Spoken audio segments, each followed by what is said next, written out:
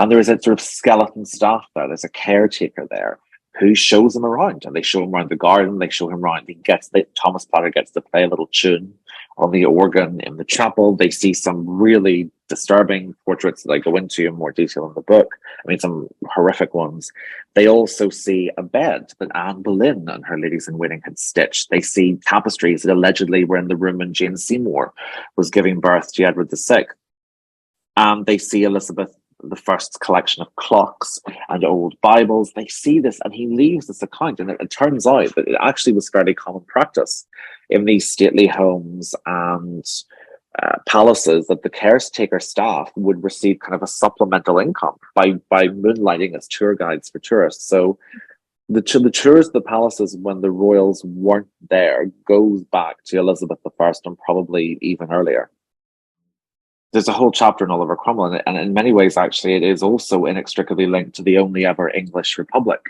The Cromwell family, when they took over, they used Whitehall a lot when they were in the city, but Hampton Court was probably their favourite former royal possession that they used, and it was sort of like a Cromwellian compound. Welcome to the British History Channel with me, Philippa Lacey Brewell, and to our latest historian interview. Welcome back if you have been here before, and hello and thank you for checking out this channel if you are new here. If you love British history, then you are definitely in the right place. We now have a massive library of historian interviews, virtual tours, and history documentaries for you to have a look through. You can also join me live each Wednesday at 1 o'clock for our Tea Time History Chat Live. But today I am joined by historian, author and commentator Gareth Russell to discuss his upcoming book, The Palace. You can see that. It's called The Palace, From the Tudors to the Windsors, 500 Years of History at Hampton Court. Now, I was very fortunate enough to get an advanced copy. It is published in the UK in August, and elsewhere around the world, I think it's around December. Now, Gareth is the author of 7 works of non-fiction, as well as 2 novels set in his home city of Belfast. He is the author of The Ship of Dreams, The Sinking of the Titanic, and The End of the Edwardian Era, which was both Time's Best Book of 2019 and the Daily Telegraph Best History Book of 2019. He's also the author of the best-selling Young and Damned and Fair, a biography of Henry VIII's 5th wife, Catherine Howard, and that was based on his research, which he did for his postgraduate degree on the Queen's household. In 2022, he published Do Let's Have Another Drink, The Singular Wit and Double Measures of Queen Elizabeth, the Queen Mother. Fantastic book. Now, you may also have seen Gareth on the television or heard him on the radio recently as a royal expert commentator on the passing of the late Queen Elizabeth, and the accession and coronation of her son, Charles III.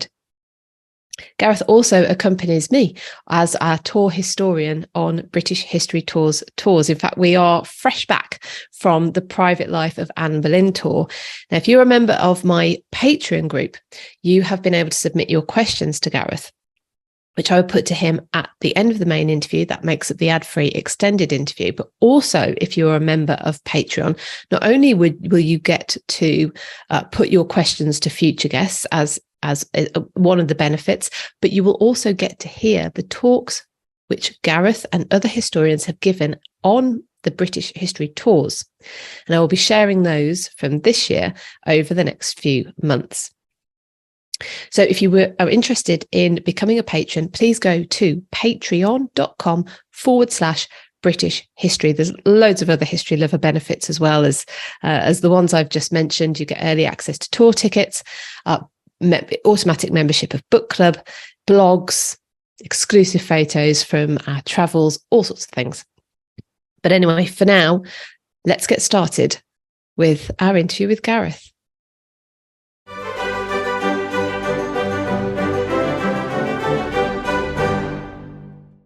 Long time no see. I actually don't know. Maybe like 2 weeks. Is it 2 weeks? You haven't been home yet after the Private Life of Anne Boleyn. Yeah, I haven't. I'll be home till Saturday. but you're getting some Just sun, wild. which is great. Yeah, Well, welcome absolutely. back to the British Thank you. History Channel. Thank you. I have told everyone a little bit about you, given you a brief introduction, but in your own words, do you want to just let people know a little bit about yourself? Yeah, I'm my most recent book, which I think is my ninth, is called The Palace, 500 Years of History at Hampton Court Palace, from the Tudors to the Windsors, and it looks at a different room, different person, different decade moving through the palace and sort of the history of Britain and the monarchy through those rooms. And I've written about Hampton Court before. I'm a biographer of Henry VIII's fifth wife, Catherine Howard, but I've also done a little bit on the modern monarchy as well, with a biography of the Queen Mother. So I oscillate between the 16th and 20th centuries, and I'm a broadcaster as well, and which is a great deal of fun. Yeah, going to do more of that. It's really fun. It's like, yeah, it is. TV. Yeah. and not for Crime Watch. Yes, not yet. They haven't got it yet. Yeah. Well, so the book is another triumph. It is fabulous. I'm really lucky. Thank you ever so much for getting me a copy before it's published so that we can speak today. It's lovely. A great book. Sorry, full again, once again, just story after story after story. But what I want to do today is explore some of the less well-known events and characters associated with the palace, which you cover in your book. Because obviously, you know, we could easily do the Henry VIII, Catherine Howard route, but let's go into some of the lesser well-known ones. But first of all, because people won't have been able to read the book potentially by the time this interview goes out, let's just context the book, give them a bit more of information about it first. So you've briefly said there, but what's the period that this book covers? So this book covers really from 1495 to 2016, and they are bookended by a favourite of Henry VII called Giles Daubeny, and the current Princess of Wales. Although when I'm writing about her, she was still the Duchess of Cambridge. And one of the things that I think people are going to find really interesting, or certainly I find so interesting about this, is that this is not a palace that starts with Henry VIII. This goes way back.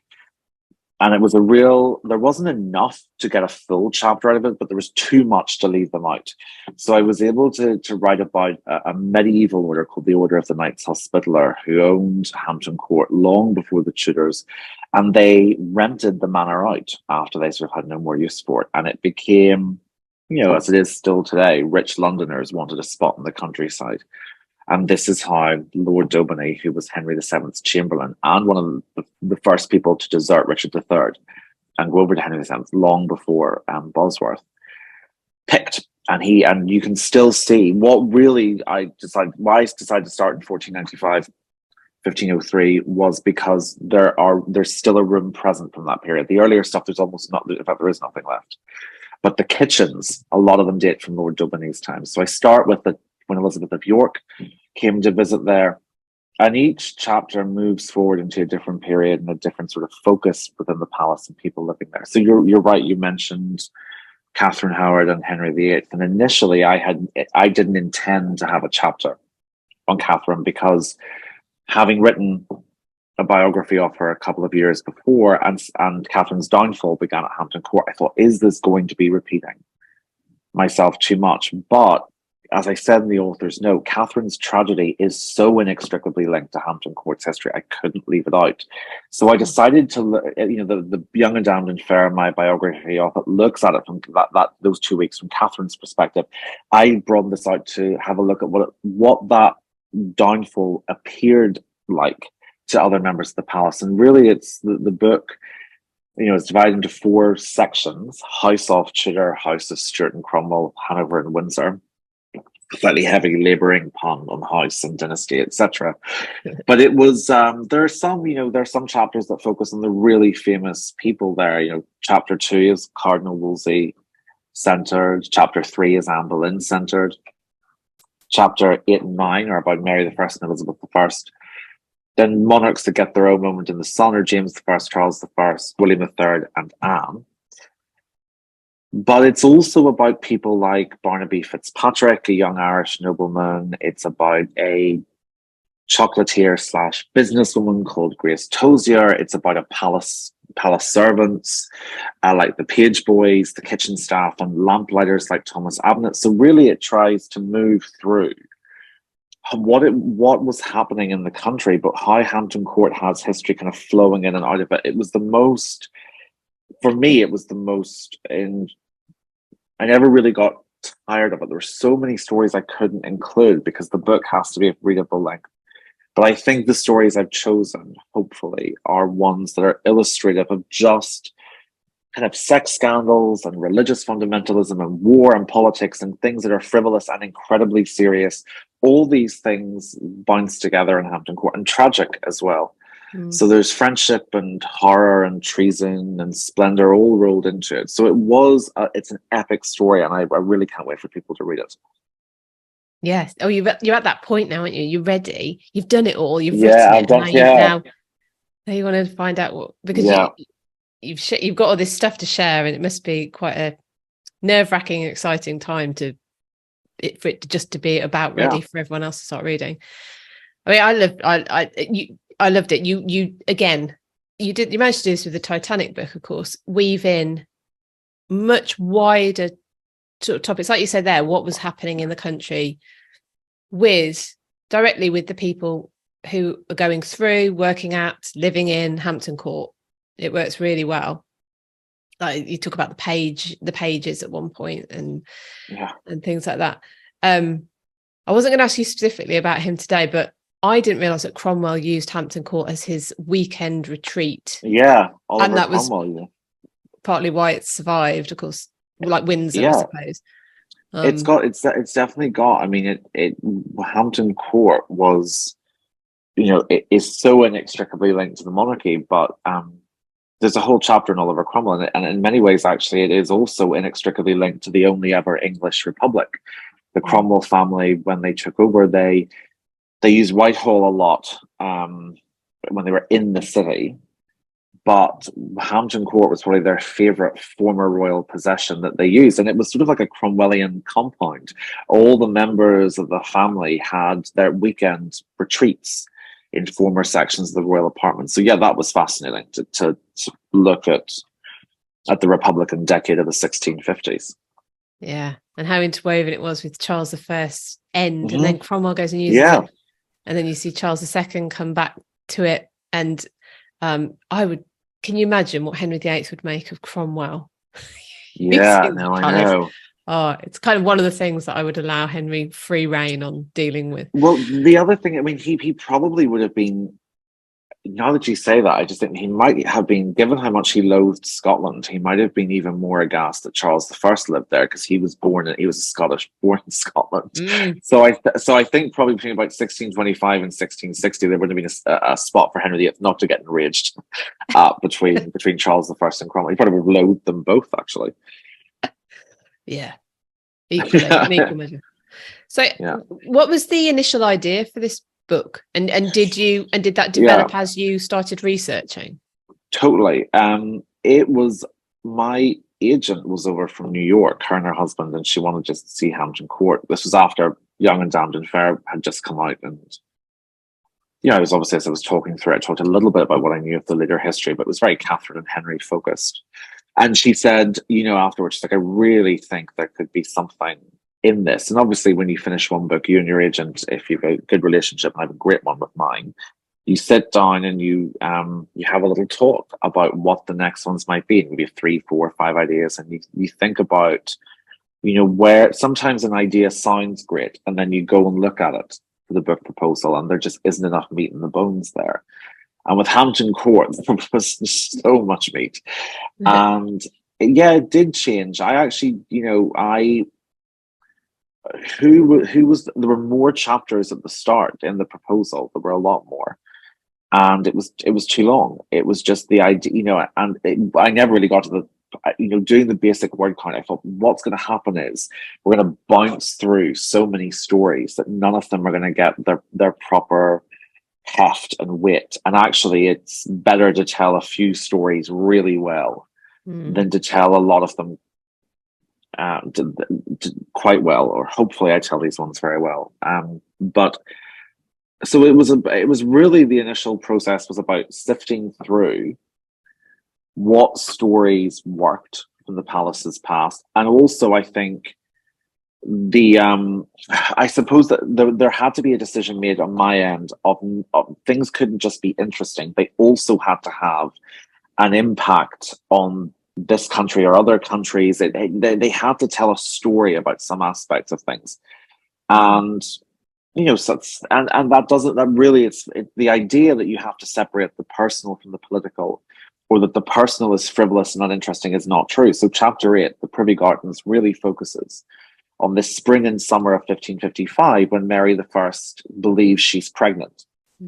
And there were other aspects of Mary I's reign I found there to be such humanity in that, but it also was a really interesting window because it was into the politics of what Mary was like as a queen.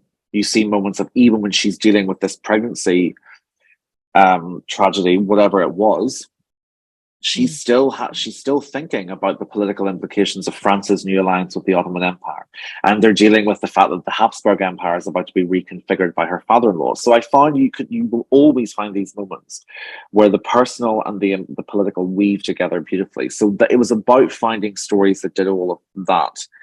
And then I suppose logistically, the thing that was slightly tricky was I had made a joke when I pitched this, that it was the only Tudor palace still, really, St. James's Palace we can't really get into, but it was the only Tudor era palace that you can still get in and walk around, and wouldn't that be great?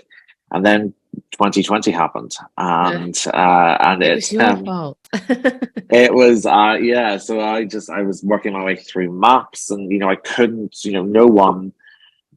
Lockdown, one of its difficulties for a lot of people was the unknowingness. It was the eddying and flowing of an ending. You just never knew when it was going to be over. So I really could not afford to wait. I mean, if you're in a tight deadline, you can't waste months anyway. So I had to really go back and look through a lot of really old monographs and, brilliant architectural histories to do that. And then go and see it when it opened up and just hope I had gotten it right. The physical layer of things, and fortunately, and also the staff at Hampton Court, Philippa, this, are absolutely brilliant and wonderful. And certainly I was, to the final point I'd make about the research and all of this is that it's a very different thing to research part 1, the House of Tudor, to part 4, the House of Windsor, because you move into a point where there are still people alive, and particularly for the final chapter about the Duchess of Cambridge's visit, most of the people who were there that day are still alive, only 7 years ago. And I was quite lucky in that I had done a little bit of that for Titanic with some of the grandchildren of survivors or victims. But really, with my book on the Queen Mother, Do Let's Have Another Drink, I had been able to interview a lot of people who knew her. So I had a bit of experience with that. And I have to just give a little shout out, if I can. There were several people who were wonderful at Hampton Court: Sarah Slater, James Harris, and I was incredibly lucky that Tracy Borman so kindly not only give it all the encouragement, she also became a source, because Tracy was one of the people, Tracy and her daughter were one of the people who were presented to the Duchess of Cambridge and talked with her on the visit in 2016. So Tracy said, I said, would you mind, sort of quite strange, so you're both historians, and then you're interviewing one, but she was immensely kind, and she had, Tracy's a brilliant writer, and so I think she knew what kind of details are interesting. So that was a really enjoyable point of the research. Yeah, I bet that was fabulous talking to Tracy, obviously. I mean, we of course, Tracy's fabulous, and we've been very lucky to cross paths quite a few times, and she's talking on our tours again next year. But yes. But Sarah, when we were there on tour last May, and Sarah was taking you into places that were relevant, and when I was reading the book, I was like, oh, I remember Sarah taking you to we talking about the 2 workmen who died during the construction of Mary II's palace, and the foreman was given money to give them a good burial. I think Mary felt really bad about it. And actually, the remains that are thought of could be these men were found, and Sarah took us to the place where they had been found, dumped. just buried. Dumped. Well, Sarah's sort of an extraordinary force of nature and knowledge when you go to Hampton Court, because one of the things that the sheer longevity of the palace, and there's so many different styles. I know this sort of comes quite close to heresy in the Tudor world, but some people get very angry at the fact that half the original Tudor palace was torn down in the 17th century and replaced with a Baroque wing. I'm sort of thrilled a little bit by that, as much as I would love to have seen the Tudor Queen's apartments. That means that there is such a level of history. You step from the 16th into the 17th century. You cross these thresholds, and there's so many different eras jostling with each other. And this country's history is not just the 118 years of Tudor rule. It's a lot more than that. It's a lot richer and darker and fascinating. And Sarah has this sort of encyclopedic knowledge of who lived there, often in the period, not just in the Tudor period, which she's incredibly well versed on, but also in the Victorian period, which I think gets overlooked. That was probably one of my favorite, if I'm honest, one of my favorite chapters to write, the last Hanoverian chapter, Grace and Favour, because it's this fabulous compound of slightly eccentric people. And you know, Sarah and I talked a lot about that. And there's also another great resource about who lived there and when. And if anyone gets a chance to hire Sarah or speak to Sarah as a tour guide, she really is, she's phenomenal. I've endless time for Sarah, and her knowledge is even more endless than my time for her. It's just really, really stunning, because she knows the bones of Hampton Court. Literally, that's a horrible pun after she did tell us where they found bones, but she knows the very fabric of the palace. Thoroughly impressed. She's for anyone who wants to look Sarah up, she's Hampton Court tour guide on Instagram, and actually her interview preceded this one. Did it? On my channel, so people can go back and watch my interview with Sarah about Hampton Court Palace and what it's like to guide there, and the stories she's got from there. And of course, again, if you're coming on the Anne Boleyn tour with Gareth and I, then Sarah is the lady of choice. She is the tour guide who takes us around Hampton Court Palace when we go, because she's actually a white badge guide, which I'd not realised means it's a so I've heard of green badge guides and blue badge guides. She's a white badge guide, which is specific to a location. But her thirst for knowing more and more and more means that she just uncovers stuff all the time. It's fabulous. She is, and also it's always quite strange afterwards when we have a little break in the day, and Sarah usually shows us around in Tudor costume. Yeah, it always takes me about 10 seconds, and I know Sarah when she sits down in modern day clothes. I'm just for a moment, but it shows me how remarkably clothes can change your appearance. Yeah. Absolutely. Yeah. True. Especially the Tudor costume with anything with head gear. Yes. As well. So obviously it's famous for being a royal palace, Hampton Court. Yeah. But as you've already mentioned, we've got the Knights Hospitaller that it begins with on the site anyway, and then on to Giles Daubney. How does it become a royal palace? It becomes, so the Knights Hospitaller they nearly give it away when Cardinal Wolsey has it. It's really important to note Cardinal Wolsey never owns Hampton Court. He really wants to, in the same way the previous leaseholder Giles Daubney had really wanted to. But although he tried to network and schmooze a little with a guy called Thomas Douglas, who was the prior of the Knights Hospitaller at the time and was a friend, and said, would you transfer the lease? People pay for it. But would they transfer the lease? The order said no. And they did give Wolsey a lease that was a 99-year lease, which so in practice it was like a freeholder, but he could do what he wanted with it. And, although he did have a couple of illegitimate children, he didn't have any he could leave any property to. So the 99-year lease is just a catch-all term that meant he would have it for the rest of his life, and at that point it would revert to the order, and so that the order wouldn't lose resources over the centuries. So Cardinal Wolsey did not own it. He rented Hampton Court and was allowed to make a great deal of improvements to it, as Daubney had been before him under the terms of his lease. But it's so inextricably linked to Wolsey that when, as I'm sure most people listening will know, Wolsey starts to stumble because of Henry VIII's great matter in the late 1520s, and then finally stumbles over and falls from grace.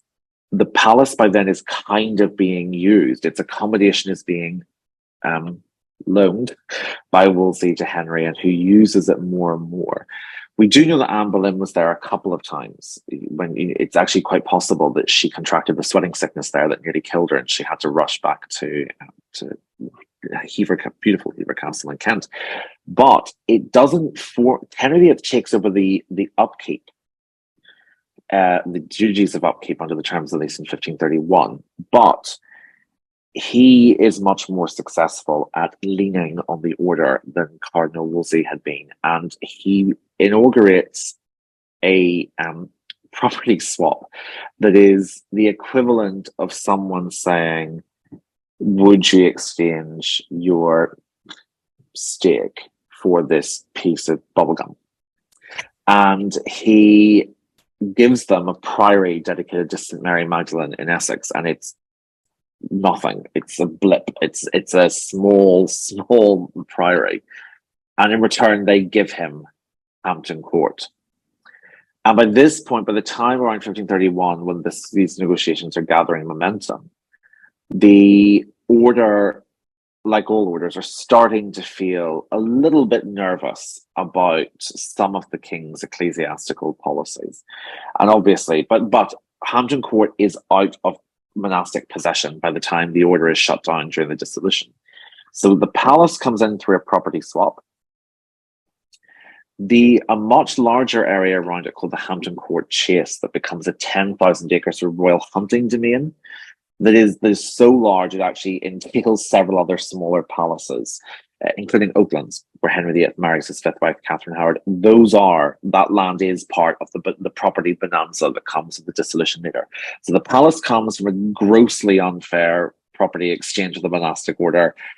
The estate itself comes from when they were no longer even bothering to pretend there were property exchanges. They were just taking it from the monastic orders wholesale. So Hampton Court is in many ways one of the great survivors of the dissolution era.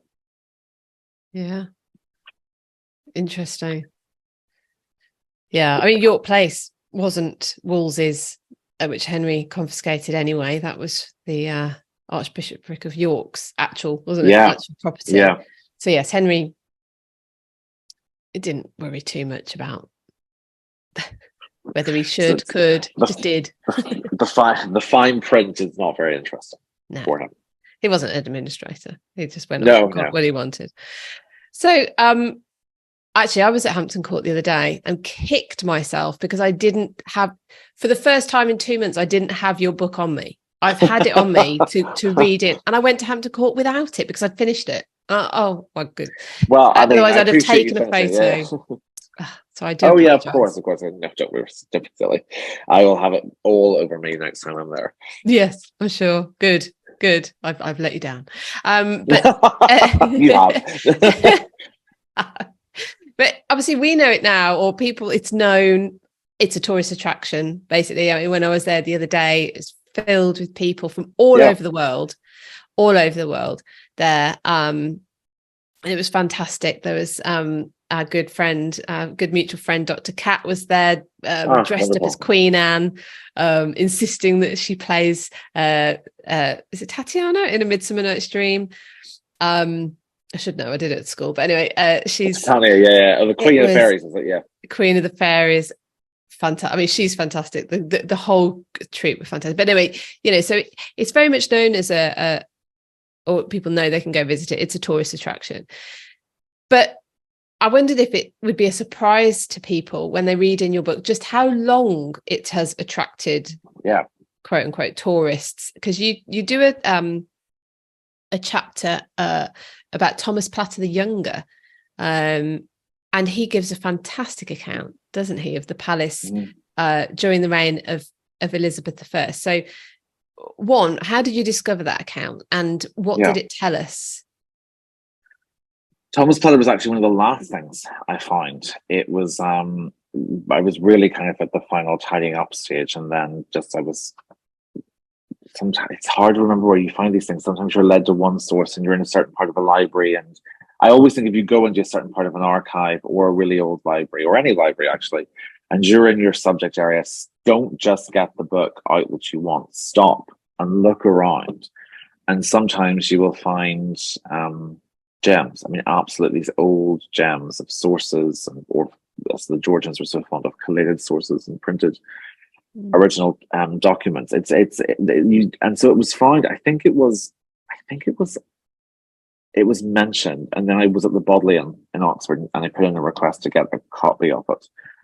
And they very kindly brought it to me, and obviously be quite careful with these things, etc. But it was, yes, it was unbelievable. I mean, basically, to fill your listeners in, Thomas Platter the Younger was a Swiss doctor, and in his early 20s, after he'd finished studying medicine at Montpellier in France, he went on sort of a kind of gap year, really, traveling around Europe, and he left this extraordinary account of what it was like to visit Elizabethan England in the autumn of 1599. So really at the dying days of the 16th century, and as it turned out, of Tudor rule. And there were things I put in. He talks about bear baiting, which was, I know we're supposed to accept context as everything, but I mean, I have to say, my 21st century soul really shriveled at just how. And actually, what's interesting is, just because everything was tolerated at the time doesn't mean everyone approved. And actually, you can pick up a little bit where Platter seems to be quite uncomfortable with the bear baiting, and he talks about just the horrible things they did to the bears and the sound the bears make when they're being attacked. And he does seem to have a great deal of sympathy for them, which I find fascinating. He also sees a premiere of one of Shakespeare's plays, but he really wants to see inside a palace, and he's armed with letters of introduction to Lord Cobham, who's Lord Warden of the Cinque Ports, which are these 5 ports in England, the ancient ports. And if you arrive from there, it's technically the Lord Warden's responsibility to monitor incoming visitors there. Platter arrives at one of them, takes his letters of introduction from a mutual friend to Lord Cobham, who's at Nonsuch, which is this fabulous, somewhere between a hunting lodge and palace that Henry VIII had built. And Elizabeth is there, and he takes it to Lord Cobham and mentions that he would love to see the inside of another palace. And Cobham says, well, Elizabeth the Queen is here today, you can see her, but we just left Hampton Court, and Nonsuch is so much smaller that we didn't bring all the furniture. They brought a lot of the furniture with them from early modern palaces as they moved from place to place. So he said, you can see the Queen today, and then, head over to Hampton Court. So Thomas Platter's thrilled with this. Stays at an inn in Kingston upon Thames, and the next day he's at Hampton Court. September 1599, he brings a group of friends, and there is a sort of skeleton staff there. There's a caretaker there who shows him around, and they show him around the garden. They show him around. Thomas Platter gets to play a little tune on the organ in the chapel. They see some really disturbing portraits that I go into in more detail in the book. I mean, some horrific ones. They also see a bed that Anne Boleyn and her ladies in waiting had stitched. They see tapestries that allegedly were in the room when Jane Seymour was giving birth to Edward VI. And they see Elizabeth I's collection of clocks and old Bibles. They see this, and he leaves this account, and it turns out that it actually was fairly common practice in these stately homes and palaces that the caretaker staff would receive kind of a supplemental income by moonlighting as tour guides for tourists. So the tours of the palaces when the royals weren't there goes back to Elizabeth I and probably even earlier. Because we hear about it. I mean, it features in Jane Austen's Pride and Prejudice. Yeah. But I hadn't realised how long that had been a practice for before that. Which is, and thank goodness, because what an amazing account. Because the things you've mentioned, I don't think we don't. They've disappeared since. Some of those items. They're gone. What we managed to find, mercifully, a copy of one of the portraits I've just mentioned. Of the mother and child that's mentioned in the book. There's a copy of that. It's nowhere near the kind of the detail he would have seen it in. And and I say in the book, part of what happens is that there's this coming avalanche of the Civil War of the 1640s when a lot of this stuff will vanish. I mean, most of the original crown jewels didn't survive. the fall of the monarchy in 1649. And so all this stuff, the Jane Seymour's tapestries, Anne Boleyn's bed, Henry VIII's hunting horn, these portraits of Martin Frobisher's kidnapping victims, all of this stuff is gone. They just vanished. And there's little pieces of detritus and all that have survived, but thank goodness Thomas Potter was there and wrote a lot of it down. And also he left a very thorough account of what the gardens looked like under Elizabeth I, which is invaluable for us. Yeah. I was saying this about people who took sketches, say of the Whitehall mural, where people went, they took it upon themselves to think, well, if anything happens, we're going to lose that. So, well, it's fire. We have sketches of them, and then the originals don't last. And it's because someone's taken it upon themselves to make a record. Like we would take a photograph now, but it's much more involved. Of course it is, and it's fire. It's fire is the risk, I think, in these places. In the same way, until about when they changed the interior of ocean liners, fire was the thing that got a lot of them. Because if it was wood panelled and something happened at dock, a lot of these ships burnt out, and it was the same with these big homes. Because bear in mind, fire was both the great danger and the great necessity. You needed it to keep yourself warm and to light these rooms at nighttime or in winter, but it also was the hazard that could destroy all of it. So I think a lot of these beautiful things had an inescapable element of the transient and the fragile. So yes, I think a lot of people sat down to make the sketches so that they wouldn't be lost if a candle fell over sunlight. Yeah, thank goodness. But I mean, and goodness knows how much we don't know. Yeah, so, absolutely. Yeah. And so one of the chapters that I found the most fascinating was the one you titled The Hampton Court Conference. And people might be familiar with the outcome of that it's the King James Bible. It's created sort of as a eventual outcome of this conference. But I hadn't realised that it was so linked to Hampton Court Palace for a start. And it was held in 1604. But what was supposed to be the purpose of that conference? Can you just because I honestly found this chapter so fascinating, because I thought it was something I kind of had an idea of, and then turns out there's so much more to it. Yeah. Well, I love theology. I love church history, and I'm very fortunate. I mean, I sort of get quite geekishly excited by a good debate on it. And I'm quite lucky that I do, because it is integral to this period. You have to understand it, because they lived and ended lives based on this. It is not an irrelevant detail. But one of the things that is a gulf between modern Christianity and the Christianity of the early modern period, one of many, is that there was a rising belief in the infallibility of the Bible, and that was particularly central within a lot of the emergent Puritan communities. But whereas today there are many Christians who believe the Bible is infallible, but they don't have the same concerns about how many different variations and translations there are of the Bible. That's not a particularly modern worry. For really post-Reformation Christianity, and particularly say the first 2-3 generations after it, it was concerning that having the Bible was starting to be translated in varying ways. And you can walk into any bookstore today, or any Christian bookstore in particular, and you'll see maybe a dozen different translations of the Bible. But the concern in the early 17th century among English Protestants was that there were two in competition with each other. There was one called the Geneva Bible that had been translated by many Protestants who had fled to Switzerland during Mary I's persecution of Protestants in the 1550s.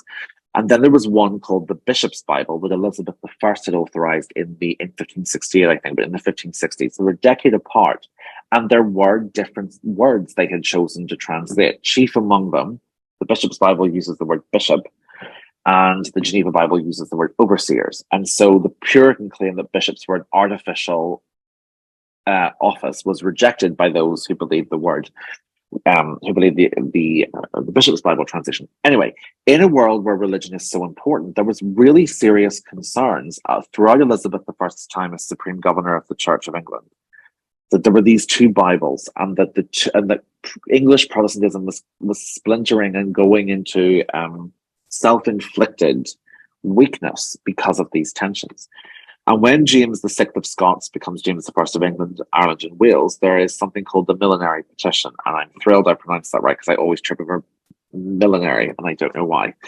But the Millenary Petition is from many predominantly Puritan preachers who beg him to create one form of an authorized English language Bible that will be agreeable to all forms of the Church of England, be it the High Church that tended to be more comfortable with residuals of the Catholic traditions that had predated them, or the Low Church that was known that tended to be more radical and more sympathetic towards the emerging Puritan or quasi-Presbyterian movement. So James I, who was a very intellectual man, loved theology more than I do even, and was very fond of philosophy and a particularly gifted linguist, summons groups of bishops and theologians and experts. And in particular, theologians at this time have to be good linguists. You are essentially a translator, and a lot are brought from England's two universities, the only two at the time, Cambridge and Oxford. And they decide that there will be a massive, mammoth task. And of the 79 books of the Bible, bear in mind it only becomes 66 for Protestants later in the century when they abandon the Deuterocanonical Apocrypha, which are the 13 books between the Old and New Testament. They divide them up into two groups of translators at Westminster, two at Oxford, two at Cambridge. So they have this massive task of sending out different books of the Bible to different translation points. And it takes 7 years. But the whole conference on how to do this, and who do you assign each book to, and the different tensions between the different lobbies of the church, all takes place at Hampton Court in January 1604, when many of the court are still tremblingly hungover from a raucous Christmas right before. But James's priority is to get this done. And so when you think of the colossal impact that the King James Bible has had on Christianity, on Protestantism in particular, but also on the English language, on the idea of a standardized form of English. Many people see that beginning to really a major milestone in that is the King James Bible that goes out to every English church. And so, and you still have people who are quite critical of organized religion. I'm thinking of Richard Dawkins and Philip Pullman, who defend the King James Bible for its literary and intellectual merit. So the King James Bible is a colossus at the heart of both Christian and English cultural history. So to think of just what that happened in that one drawing room at Hampton Court is slightly mind-boggling. That was the one that I thought, my goodness, the sheer millions upon millions of lives that have been influenced through the actions taken at this one building is staggering. Yes, it is. I'm trying to think who it was. Forgive me. I've just heard about, and I can't remember who it was. Who's basically, the concern was that with Protestantism, one of the concerns when it broke away from Catholicism, that it focused more on the individual, and you could end up with everyone basically having their own church. And this feels like a early kind of trying to moderate. A realization of that and trying to moderate that. That's still among certain traditional elements of Catholicism, or some Catholic theologians, that would still be a very strong criticism of Protestantism, that in fact it's far too individualistic, and that the concept of born again Christianity, which Protestantism is either very embracing of or sympathetic to, is in fact Catholicism does not put the same emphasis. They believe they've miscategorized what being born again means and run with it. And so really, and it's not obviously as intense a debate as it was then, but I think, and sometimes I think there's, even among secular critics, I think sometimes there's a tendency to portray Catholicism in a much more negative light, or to insist that its views are unbiblical, and in the way Protestantism is purely biblical and Protestants care more about the Bible. It is worth pointing out that Catholicism and Protestantism have very different interpretations of how you read the Bible and what you should be doing with it. So it's simply that Catholicism does not believe it should be read and interpreted in the many ways that Protestantism does. So, but again, those criticisms are not as lively or as passionate today. Some Protestants were very aware of it and quite sensitive to that critique in the late 16th century and early 17th century, because actually it was a criticism that pulled a lot of people back towards Catholicism. So it actually did matter for Protestants. And I think you're absolutely right. This desire to say Catholicism's not right. We're not just splintering into thousands, hundreds, dozens of denominations of different Bibles. I think the King James Bible was a really determined attempt to pull back the charge of the church is in constant reformation, their constant schism. That's what one Catholic theologian called it, the eternal schism that is Protestantism. And actually, this was an attempt to say it is possible to have a Bible-centric religion in the way that we interpret the Bible, to still focus on the concept of individual salvation in the way that Protestantism sees it, but not to have so many varying translations. So yes, I think you're right. I think there was an element to which it was an attempt to rebut quite a strident contemporary Catholic criticism of Protestantism. It shows what a focus it had to be, a concern it was, with how early on in James's English, Welsh and Irish reign. I mean, this is early 1604. Everyone's hungover, but he's only come to the throne a few months before. He's only turned up a couple of months before. Absolutely. And he also wanted to do it earlier. He had planned to schedule it in the autumn, but the plague was too strong that year. It was quite a virulent year. So this was not pretty close to the top. Yeah, I would say it might be the top. After the coronation, there was nothing else that mattered but this initially. Fascinating. Well, I think people really enjoy that chapter. It's incredibly fascinating, insightful. So yeah, thank you. That's very kind. Thank you. Oh, we could keep going on that one, but in fact, I'd love to speak to you in depth about pretty much every chapter that was in the book, but we don't have time for that. You are on holiday, and you've been very, very kind to no nonsense. Always a talk pleasure. to me. Always a pleasure. I'm back in the lockdown uniform. If I have a shirt on here, but it's just something shorts below, so I don't.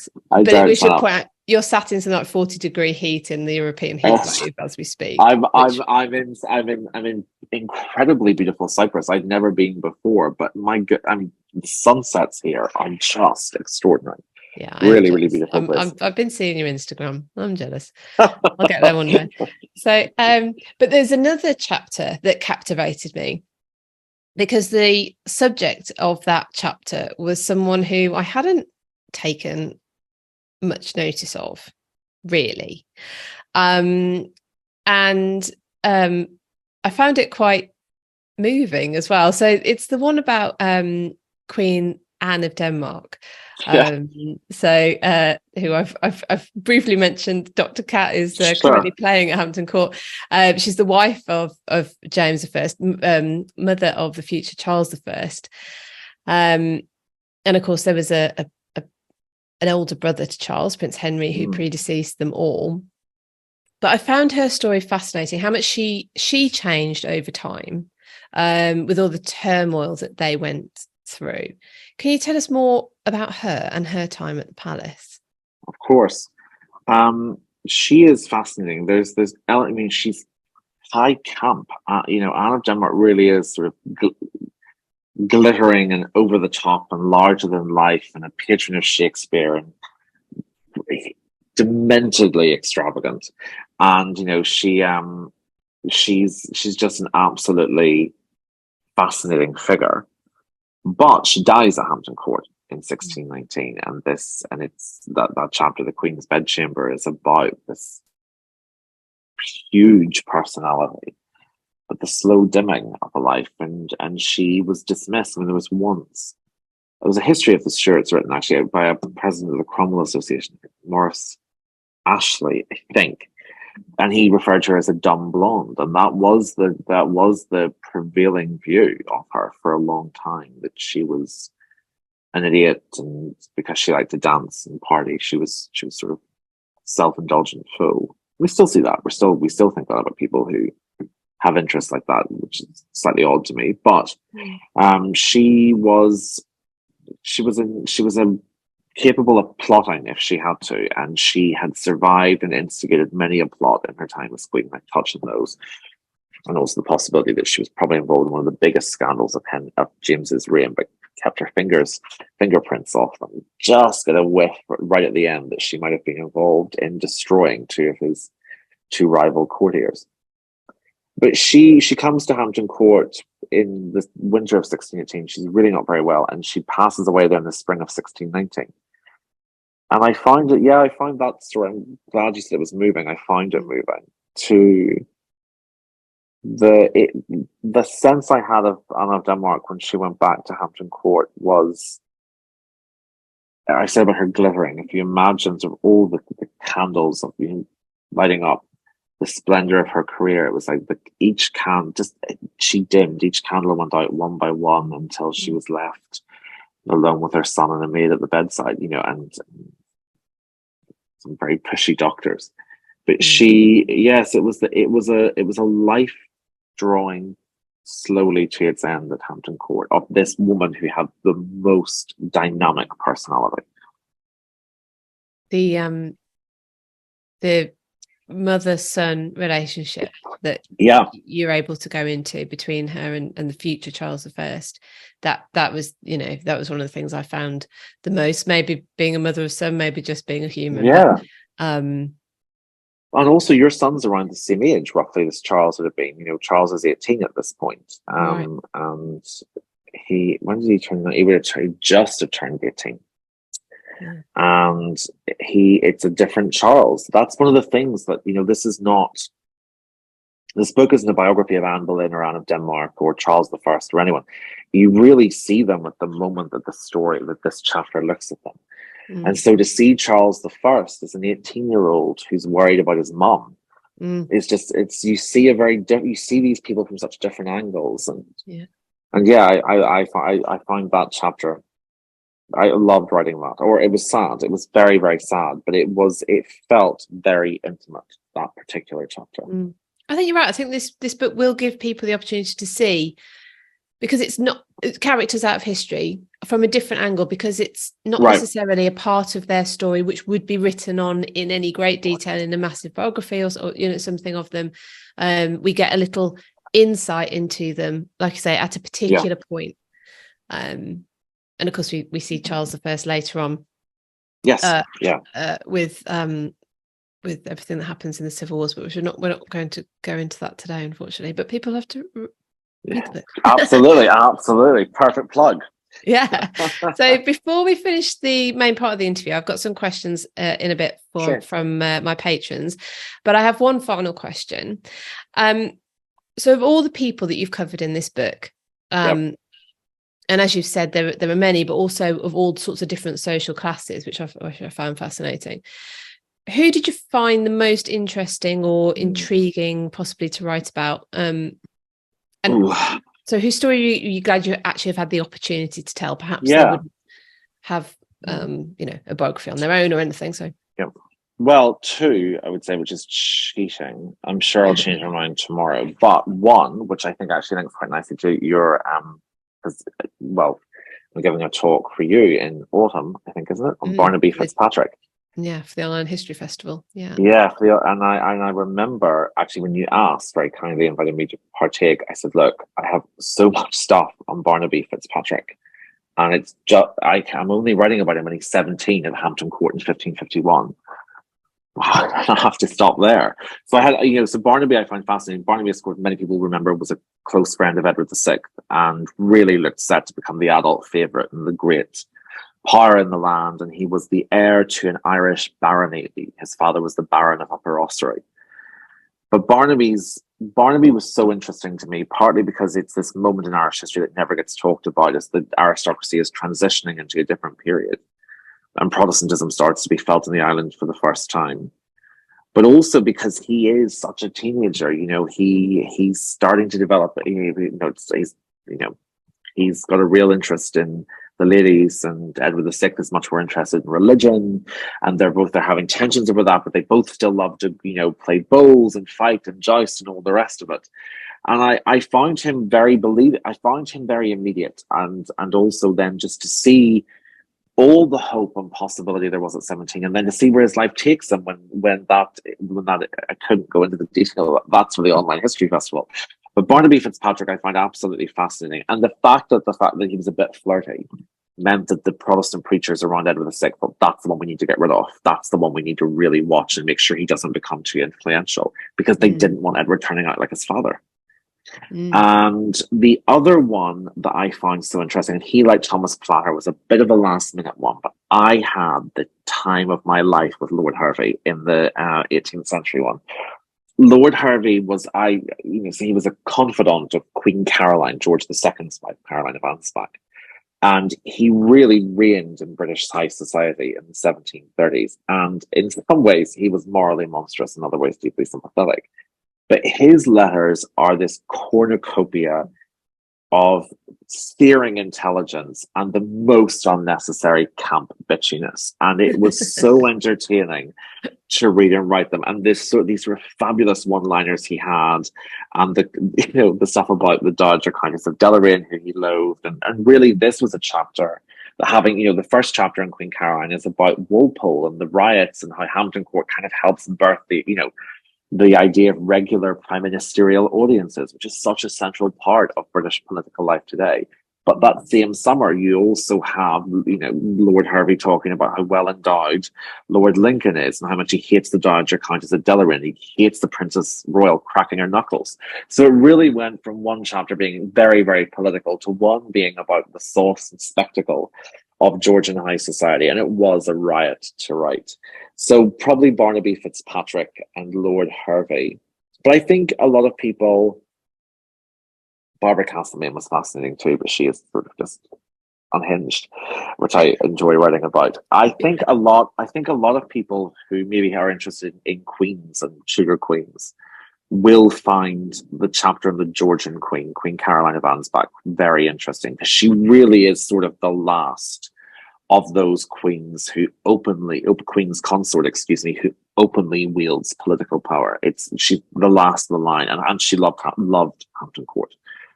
So, but Barnaby Fitzpatrick from the 1550s and Lord Hervey from the 1730s were my two favourites, I think. But yeah, you're right. There are, you've just mentioned a few others really in passing that were just as fascinating. Well, it'd be interesting to see which characters people find the most fascinating when they get hold of the book.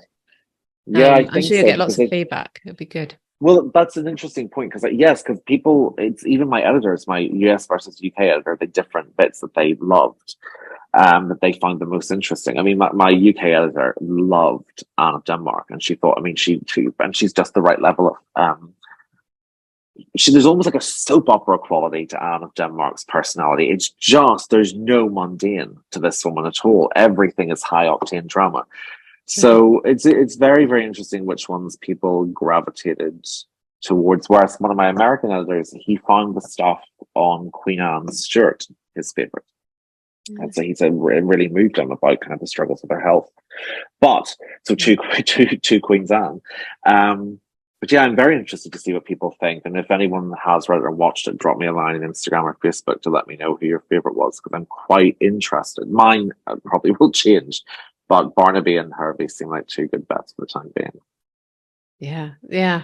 Wow. And so if anyone wants to hear you speak more about Barnaby Fitzpatrick, then you will be doing a talk for the Online History Festival, which is just on the Tudors. It's this autumn, the end of November. So can't wait. I'll put a link to how people can get tickets to that underneath. So before we move on to the questions from the patrons, from my British History Patreon Club, please tell people then where they can find you, your work, and also remind us when the Palace is to be published. Sure. I know it's different dates in different places. It is. So the Palace will be released in the UK, Ireland, Australia, New Zealand, and South Africa on August 17th this year. And it will be released in the USA, Canada, and the Philippines on December 5th. And the reason for the slight difference, I know some people find it a little frustrating, which is very kind. The reason for the slight difference is that it means I can promote both of them equally and go over to America to do the book tour in December, which I can't wait for. And also, sometimes some of the things that I think are helpful is if you're doing books in different regions, you can also put in some geographical notes about where certain counties are, where certain cities are. But August 17th and December 5th, depending on where you're buying it. And they can find me on Gareth Russell, author historian, on Facebook, and _ Gareth Russell, all one word, on Instagram. Perfect. So if people want to see you on your book tour, presumably you'll be sharing how yes. they can find you. Absolutely. Wonderful. Okay, fabulous. Well, thank you very much. No, hit me with the questions. Okay, so let's have a look. So Laurie asks, it's a question on the early history of Hampton Court. I'm wondering if Wolsey had previously had his eye specifically on Giles Daubney's original palace and then upon his death jumped on the chance to acquire it, or was it more of a case where he just happened to come across it at that time and thought it was a decent property to have? Great question. You can hear more from Gareth about the palace with our extended interview on patreon.com/British History.